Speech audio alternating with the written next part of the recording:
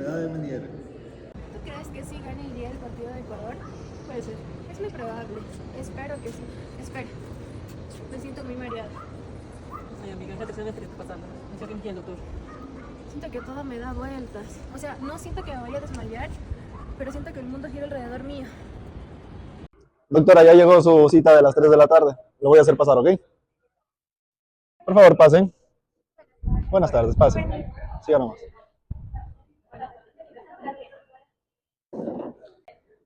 Bienvenida. ¿Cuál es el motivo de esta consulta?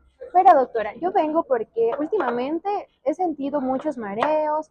Incluso hoy en la mañana sentí un mareo muy fuerte que me hizo parar mis actividades porque no podía seguir caminando, tenía dificultad para hablar, incluso sentí que perdí la audición por un momento. El oído me zumba y también tengo mucho dolor de cabeza. Entiendo. De acuerdo a los síntomas que me manifiestan, tengo dos opciones de diagnóstico. Posiblemente se trate de un vértigo o de una enfermedad de Meniere. No entiendo, doctora, ¿de qué se tratan estas enfermedades? Para que me comprendan, le indicaré el siguiente video.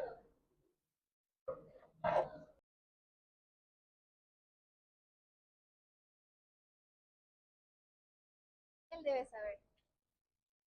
Oye, Dime. ¿sabes qué es el vértigo? Claro. El vértigo es la sensación de que nosotros o todo lo que nos rodea está girando, aunque en realidad nada se esté moviendo. Esto ocurre por una alteración del sistema vestibular, que es el encargado de mantener el equilibrio. Además, puede acompañarse de náuseas, dificultad para caminar e inestabilidad. Es importante diferenciar el vértigo de otros síntomas como el mareo. El mareo es una sensación general de aturdimiento o desorientación, pero sin la sensación de giro. En cambio, el trastorno del equilibrio es la dificultad para mantenerse estable al caminar o estar de pie, sin que necesariamente exista vértigo o sensación de desmayo. El vértigo se clasifica en periférico y central. El vértigo periférico es el más frecuente y se produce por alteraciones del oído interno.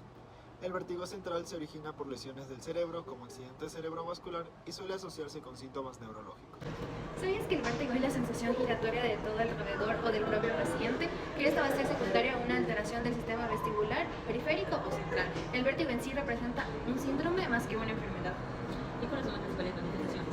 Tenemos varias manifestaciones clínicas, que sería principalmente la sensación rotatoria de todo el ambiente, la inestabilidad postural, náuseas y vómitos, y la sudoración y la palidez del paciente. También he escuchado que hay manifestaciones según su origen. ¿Cuáles serían? Sí, tenemos las manifestaciones dependiendo que puede ser un vértigo periférico o un vértigo central. ¿Y cómo se da el diagnóstico de esta enfermedad? La anamnesis es la herramienta más importante para establecer el diagnóstico de esta enfermedad, ya que nos ayuda de entre el 70 al 80% de pacientes. Pero también tenemos que le vamos a preguntar cómo es el inicio, cuáles son los desencadenantes y los síntomas acompañantes del mismo. Por ejemplo, el inicio puede ser súbito y progresivo. Si es súbito, va a significar que el paciente presenta una neuritis vestibular, un accidente cerebrovascular cerebeloso. Y si es progresivo, el paciente puede tener tumores o esclerosis múltiple.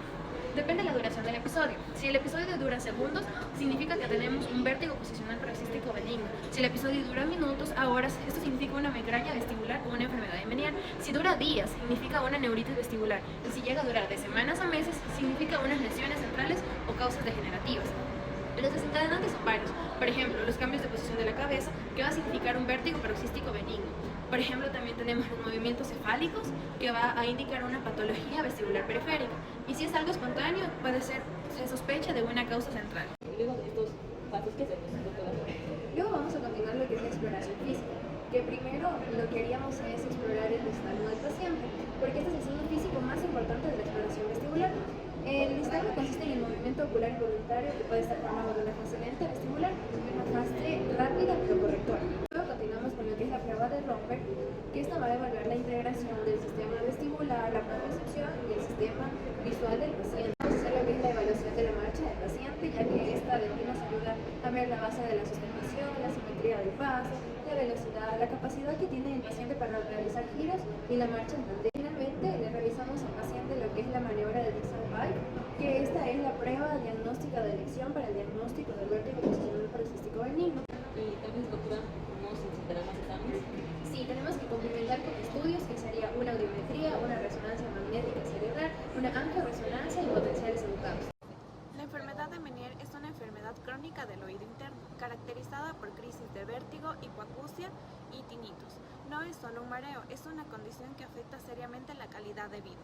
Puede aparecer a cualquier edad, sin embargo es más frecuente entre los 20 y los 40 años de vida.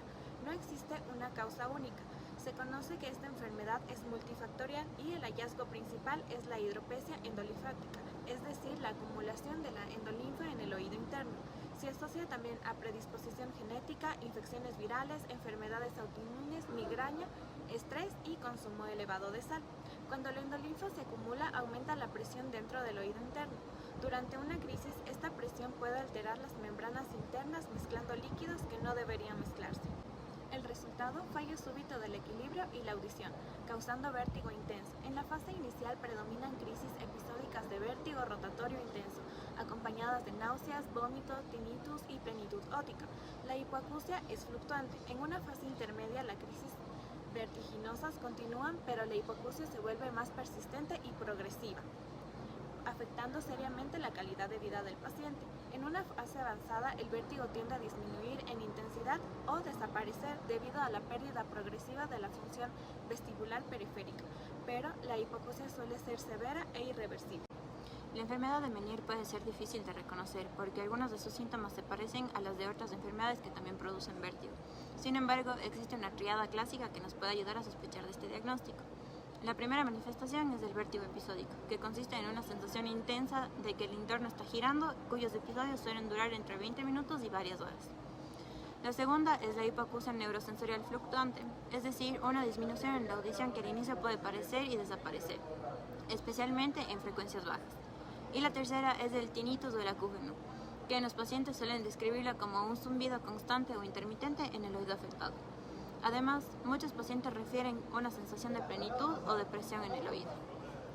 El diagnóstico de la enfermedad de Meniere es principalmente clínico, ya que no existe una prueba única que lo confirme. La audiometría es el estudio complementario más importante porque permite documentar la pérdida auditiva característica de la enfermedad. En algunos pacientes también puede realizarse pruebas vestibulares y una resonancia magnética, principalmente para descartar otras enfermedades que presentan síntomas similares a la enfermedad de Meniere. Entre los principales diagnósticos diferenciales encontramos el vértigo posicional paroxístico benigno, la neuritis vestibular, migraña vestibular y el schwannoma vestibular. Por ello, una adecuada historia clínica y una valoración integral del paciente siguen siendo fundamentales para llegar al diagnóstico correcto. Oye, Fer, ¿y cuál es el tratamiento de la enfermedad de Meniere? Bueno, el tratamiento de la enfermedad de Meniere tiene dos objetivos. El primero va a ser el control de las crisis agudas del vértigo y el segundo, el de evitar que las crisis sean repetición y también corregir la audición. Entonces van a tener dos tratamientos, un tratamiento farmacológico y un tratamiento no farmacológico. El tratamiento farmacológico aquí va a manejar las crisis agudas como tal. ¿Cómo lo hace? El paciente tiene que estar descansando en un lugar oscuro, tranquilo y sin moverse. También se le va a dar medicación, tales como los antivertiginosos y antieméticos, los cuales van a ayudar a disminuir los mareos y las náuseas. También se le puede dar benzodiazepinas como diazepam. ¿Esto para qué va a ayudar? Para que el vértigo sea menos intenso. Continuando el tratamiento farmacológico, dentro vamos a tener el tratamiento para prevenir las nuevas crisis, las cuales va a ser la medicación de elección, la betestina, el cual va a ayudar a disminuir la frecuencia del vértigo. También se puede utilizar los diuréticos, los cuales van a ayudar a disminuir el exceso de líquido y el oído interno. Ya hablamos sobre el tratamiento farmacológico, ahora vamos a hablar sobre el tratamiento no farmacológico, el cual aquí va a instruir al paciente en que en la dieta que sea bajo en sal, en evitar el tabaco, el café y el alcohol, en tener una buena hidratación y también el controlar el estrés. Contra las cirugías, en este caso se va a ayudar cuando el paciente no responde al tratamiento y se va a hacer estas cirugías. ¿Cuál es el pronóstico de estos pacientes? Esta enfermedad va a ser variable, por lo que algunos pacientes van a lograr disminuir la crisis de vértigo, pero el problema de este es que va a haber mucho problema en la pérdida de audición, por lo que algunos pueden ser temporales o también pueden ser permanentes. ¿Y qué complicaciones llegan a tener estos pacientes? Como ya se mencionó, va a ser la pérdida de audición, también zumbidos en ambos oídos, inestabilidad y caídas, también ansiedad, como también la disminución de la calidad de vida.